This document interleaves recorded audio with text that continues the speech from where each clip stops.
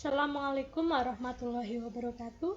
Perkenalkan, saya Inggar Permana Putri dari S1 Keperawatan 7A. Mohon izin Bu Suci, saya akan mempresentasikan laporan pendahuluan tentang gastritis kronik.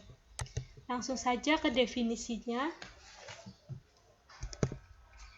Definisi gastritis sendiri ada banyak, dan saya menyimpulkan bahwa definisi dari gastritis sendiri yaitu peradangan yang mengenai mukosa lambung, dan jika gastritis kronik tersebut sendiri adalah peradangan mukosa lambung yang bersifat menahun.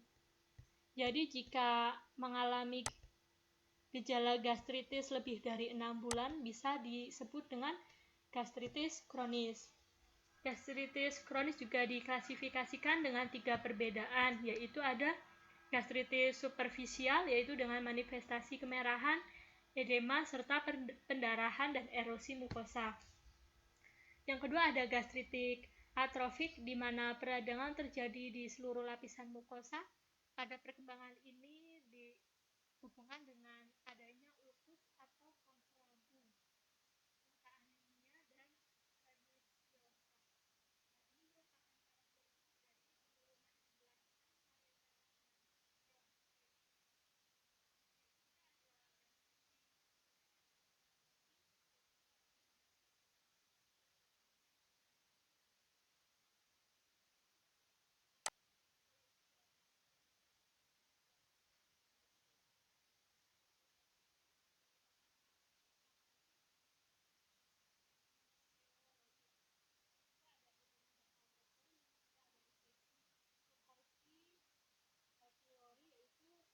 Ini merupakan karakteristik dari penurunan Yang keempat ada infeksi virus, cytomegalovirus. Yang kelima ada infeksi jamur seperti Candidias. Yang keenam ada stres fisik, biasanya disebabkan karena kecelakaan atau penyakit. Yang ketujuh ada makanan minuman yang bersifat iritan, makanan yang berbumbu pedas, atau minuman dengan kandungan kafein. Biasanya hal ini adalah pencetus yang sering muncul atau yang sering terjadi. Yang ke-8 adalah garam empedu, yaitu terjadi pada kondisi reflux garam empedu dari usus kecil ke mukosa lambung sehingga menimbulkan respon perdarahan mukosa. Yang ke-9 ada iskemia. Hal ini berhubungan dengan akibat penurunan aliran darah ke lambung. Yang ke-10 ada trauma langsung dari lambungnya sendiri, yaitu berhubungan dengan keseimbangan antara agresi dan mekanisme pertahanan untuk menjaga integritas mukosa yang dapat menimbulkan respon peradangan pada mukosa lambung. Adapun tanda gejala dari gastritis itu sendiri, yaitu yang pertama ada nyeri menetap pada epigastrium, yang kedua ada anoreksia atau kehilangan nafsu makan atau rasa takut jika makan, yang ketiga ada perasaan penuh di dalam perut, yang keempat ada mual dan muntah, yang kelima ada hematemesis melena atau perdarahan pada saluran cerna. Kemudian ada patofisiologi dari gastritis kronik sendiri, yaitu mukosa barier sendiri itu berfungsi untuk melindungi lambung dari pencernaan terhadap lambungnya itu sendiri. Dan untuk prostaglandin sendiri itu adalah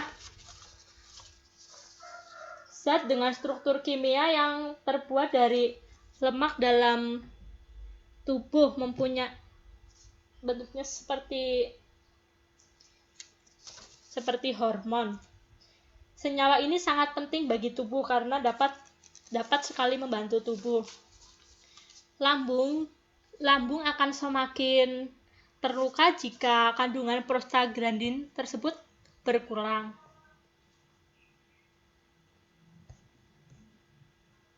Prostaglandin memberikan pelindungan ini ketika mukosa barier rusak, maka timbul peradangan pada mukosa lambung.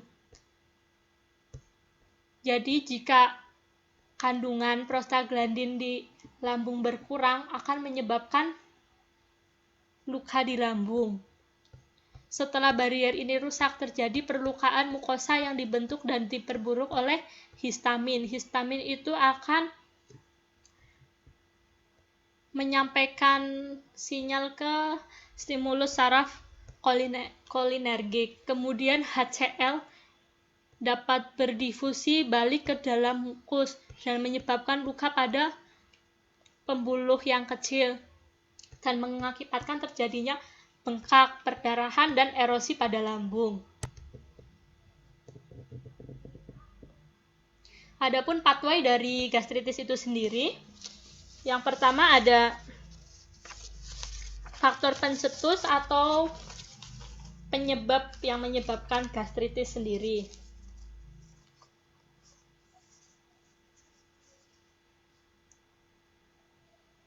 Yaitu ada obat-obatan, stres, alkohol, bakteri, pola makan, dan autoimun. Jika faktor penyebab ini terus bertambah dan terus lama-kelamaan akan mengganggu lapisan mukosa. Jika lapisan mukosa sudah terganggu, maka akan mengurangi prostaglandin. Tadi kan sudah dijelaskan bahwa jika prostaglandin itu berkurang, dapat mengganggu lambung, yang akan menyebabkan merusak pertahanan mukosa lambung, yang akan menyebabkan iritasi lambung, menyebabkan gastritis. Dari gastritis tersebut dapat menyebabkan HCO2 dan NaCl-HCl-NaCO2 yang di dalam lambung menjadi naik, yaitu asam lambung naik, akan menyebabkan timbulnya gejala mual dan muntah. Jika mual dan muntah terus-terusan berlangsung, akan menyebabkan kekurangan volume cairan yang akan saya ambil diagnosa. Dan jika mual muntah terus berlanjut, akan menjadi ketidakseimbangan nutrisi karena makanan dan minuman itu keluar terus. Yaitu seperti diagnosa yang saya ambil, yaitu ketidakseimbangan nutrisi. Dari gastritis tersebut menyebabkan mukus yang dihasilkan melindungi mukosa lambung menjadi mukus gagal melindungi. Jika mukus dada akan menyebabkan erosi mukosa lambung.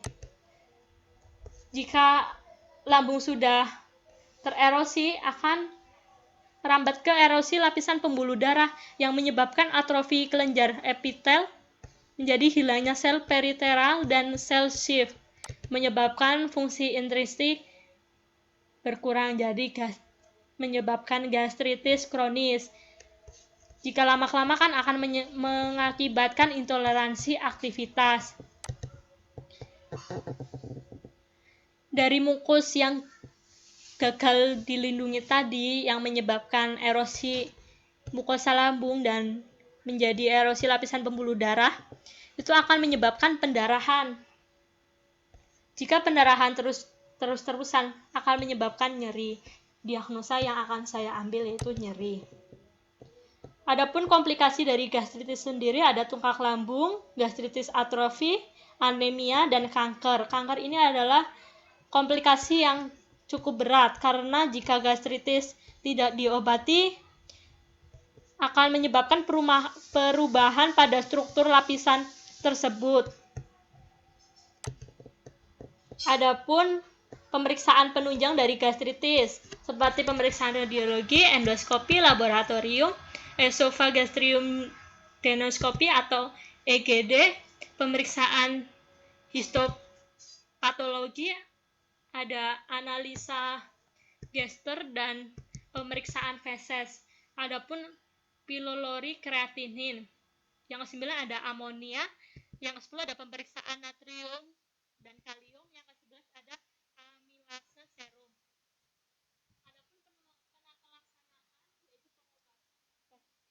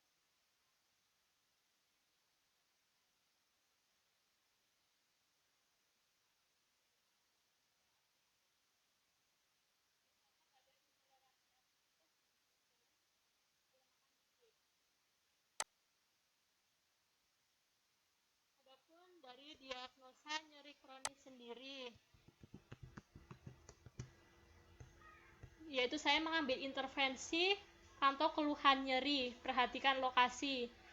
Di sini saya akan memantau pengkajian nyeri. Pengkajian nyeri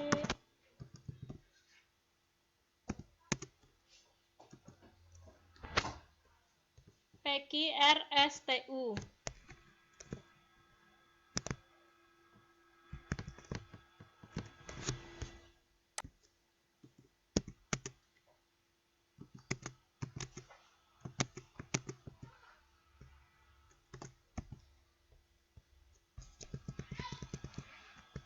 Dan pantau tanda-tanda vital, anjurkan istirahat selama fase akut, dan anjurkan teknik distraksi dan relaksasi. Kolaborasi dengan tim medis dalam pemberian tindakan, berikan obat yang sesuai dengan kondisi. Yang kedua ada kekurangan volume cairan, kurang dari kebutuhan tubuh berhubungan dengan intake yang tidak adekuat, dan output cairan yang berlebih, mual atau muntah. Saya mengambil di sini penuhi kebutuhan individu, anjurkan klien untuk minum 4-60 cc. Kaji turgor kulit. Di sini saya mengkaji turgor kulit untuk mengetahui dehidrasi. Awasi tanda-tanda vital, catat input-output cairan, berikan cairan tambahan, dan lainnya.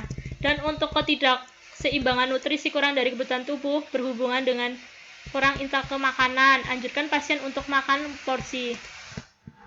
Dan yang keempat ada intoleransi aktivitas berhubungan dengan kelemahan fisik. Di sini saya intervensi mengobservasi sejauh mana klien dapat melakukan aktivitas, berikan lingkungan yang tenang, tingkatkan tirah baring.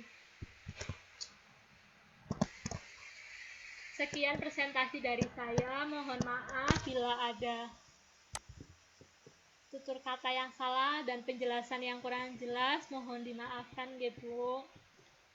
Terima kasih Ibu karena sudah melihat video ini. Saya sekian dulu. Wassalamualaikum warahmatullahi wabarakatuh.